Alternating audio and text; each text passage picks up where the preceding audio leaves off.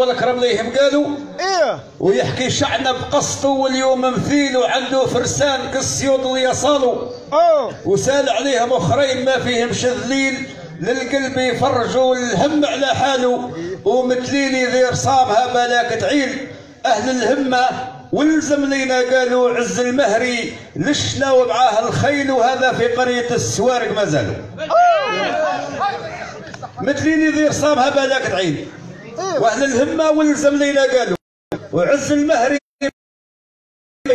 وهذا في قرية السوارق ما زالوا وكرامة للضيف يحضوا بالتنزيل هكان بقيت اخصالهم هروح اصفالو وكان بقيت اخصالهم روح اصفالو حيك صحيك بارك الله فيهم.